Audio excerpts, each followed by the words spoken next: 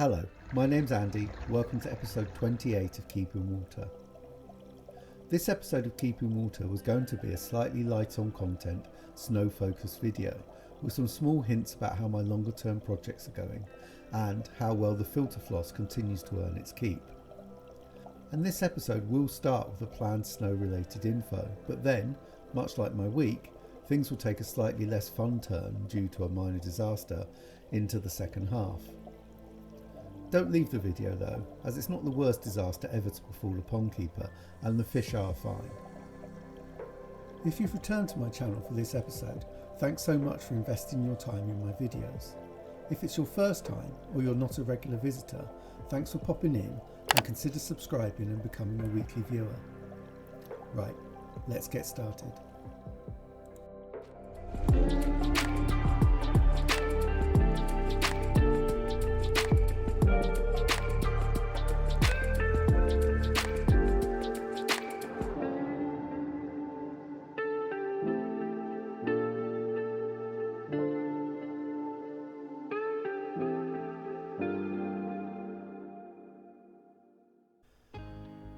Before we start the pond stuff, I'd like to point you in the direction of another pond and fish keeping YouTuber, Chris Stubbings. In Chris's latest video, he talks openly about his own experiences of mental health conditions and what has helped, what hasn't, and the importance of it being something people can talk about as easily as they do physical health conditions. I will therefore link to his video in the description below, but also, to support his message, share my own experiences. You may have heard me mention in previous episodes that I've been poorly of late. What I haven't said is that it's been due to depression and anxiety disorder. Chris is absolutely right when he says that mental health conditions should not be something to be embarrassed or ashamed about. Yet, even though my job, and without giving too much detail about it, involves supporting people experiencing mental ill health, I myself am more likely to be open about, for instance, my bad back than my anxiety. So I'd like to thank Chris for his video and the nudge it's given me to continue the dialogue. All I'll add is that if you're experiencing your own mental health difficulties, whatever country you're in, however many people you have around you, there'll be someone, either personally or professionally, that you can turn to and talk to. And if you know someone who is unwell, remember that you will do infinitely more good than harm by talking to them about it, so don't be worried about doing so. Or failing that, ask them how their pond is, or how silly their cats are, or just talk about anything, but have a chat. Right, back to the pond stuff.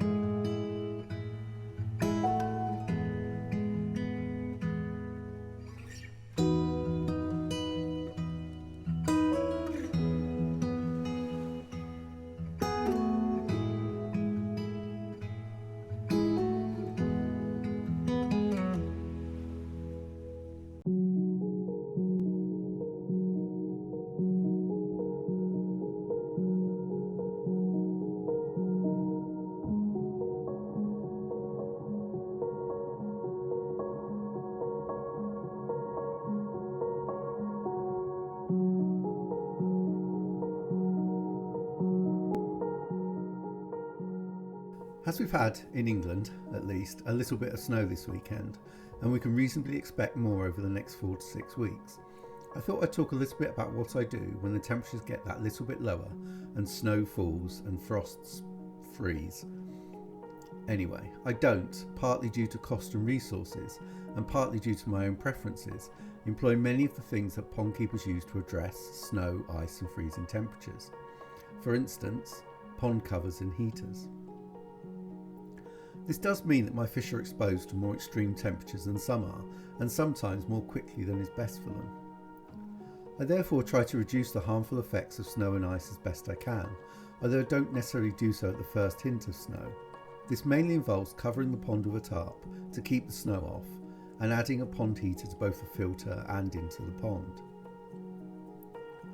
This last week we had snow forecast, but here in sunny North Wiltshire in England, only lightly and only for a few hours. As it turned out, the forecast slightly understated things. It was quite heavy and went on for a bit longer.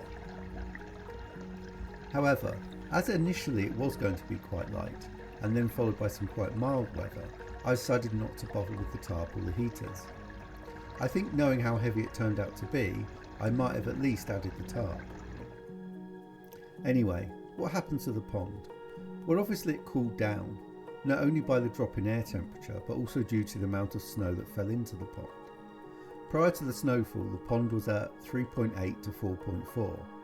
During and immediately after, it dropped to 1 to 1.5, with an air temperature of -2 to -3. The fish, however, appeared unaffected. Their activity levels and behaviour remained the same really, and they inhabited the same areas of the pond. Obviously feeding was off the table, so to speak, but the fish appeared to escape unscathed. It's not really extreme weather, especially considering the length of time it went on for, and while too cold for too long isn't preferred, fish are capable of tolerating it without harm. If there's any further colder, snowier weather forecast for longer periods of time, I will break out the tarp and possibly the heaters, just to stop things getting worse.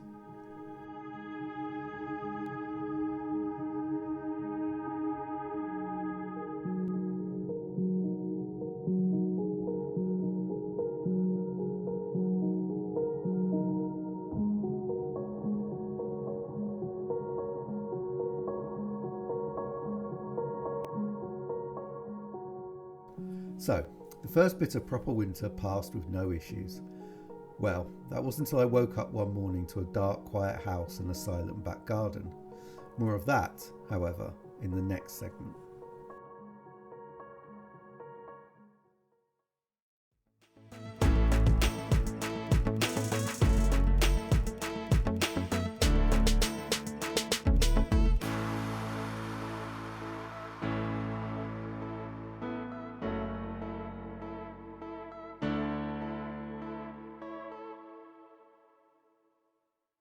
There's always something a bit worrying when you wake and it's dark and quiet. It usually means a power cut or that you've woken up far too early. This past week for me, it was both. The power was off and it was too early. Now, we have quite fragile electrics. The whole house will trip when a bulb goes, so it doesn't always mean an emergency. I, obviously, always think it's the pond, and this time I was right. Unplugging the pond electrics let me reset the house, so it was then a job of finding out what had gone wrong. I disconnected each item from the switch box in the shed and then reconnected one in turn and tested. I started with the main pump, the one that feeds to the filter, as it's the most important item. The electrics tripped. Damn it, I thought, that's the last one I wanted it to be, although the slightly greedy side of me had already started thinking of a nice shiny new variable flow pump. Anyway, I tried all the other items, UV, air pump, smaller skimmer pump, but although none of them tripped the electrics, still nothing worked. Being before 5 in the morning, I'd done enough testing, so with temperatures below zero, I knew I needed to keep some flow going in the pond and create some surface disturbance and gas exchange. I therefore got out the submersible pump I use for water changes and filter cleaning and just put it in the pond unconnected to any pipe work and let it agitate the surface and keep some flow going. This it did perfectly, and not for the last time this week, I was immensely grateful for having it. Once I had daylight, I set about completing some more testing. I tried different items in different positions in the switch box, tried the plug in a different place in the house, and posted to various social media for advice. I also ordered new fuses for the switch box, which amazingly arrived less than 24 hours later for a total postage of 35p. I'll link to the eBay seller below, as well as some new fuses for the plug. One of the pieces of advice I received was to check the pump for obvious physical problems, like the impeller being stuck, but as I needed to get into the pond to complete that, I thought it could wait a day. That meant, as well as having to wait for the fuses, nothing was going to be fixed quickly, so I needed to get water flowing through the filter. The obvious solution was a submersible pump, so I connected half the waste pipework to it and connected that into the multi-bay.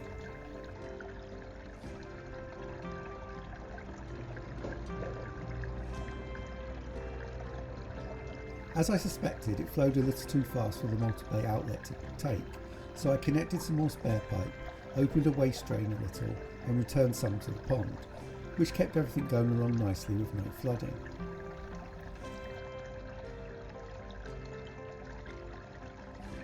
So, no skimmer or airstone working, but water was flowing through the main filter and the weather had warmed up considerably, so the main disaster was averted and I could get down to diagnosing the problem and fixing things properly. Once, the next day, I had the fuses, I tested them, but no change. I also got in the pond and checked the pump, and aside from finding out it was as cold as I'd expected and that the pump was actually 13 litres an hour, not 11, I found little from checking the pump to indicate why there was a problem.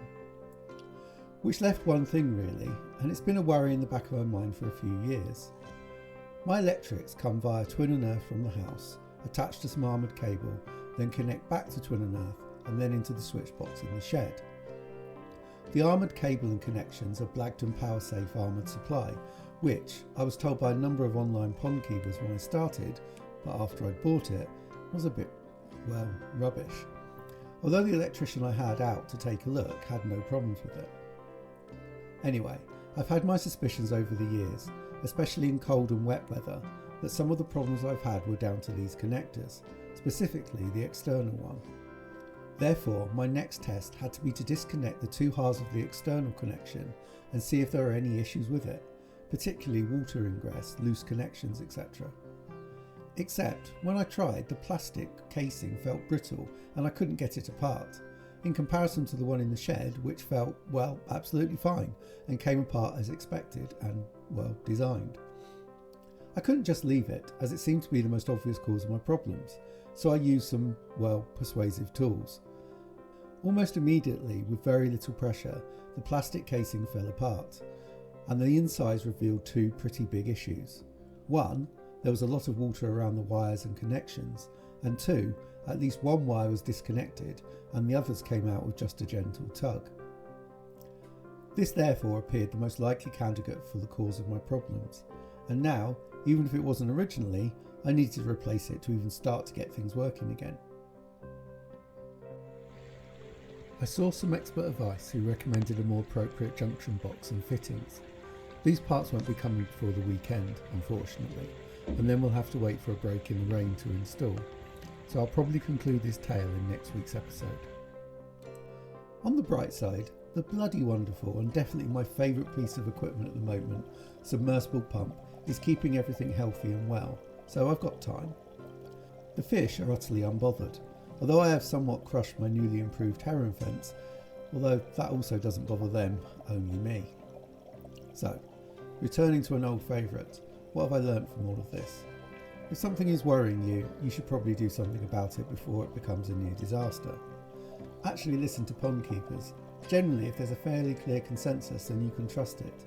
And finally, always have a submersible pump, because it's an item of many, many important talents.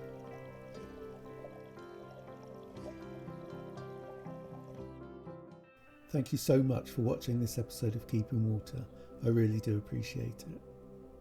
In next week's episode, I'll hopefully be showing you how I fixed this week's mini disaster and also share some updates on how the new projects are going. I've not done a lot of work on them over this last week, for obvious reasons, aside from making a lid for my new moving bed, and you can admire my dubious craftsmanship here. Anyway, if you've enjoyed this episode, please like and share, and subscribe to catch future episodes. Thanks again for watching, and I'll see you next time.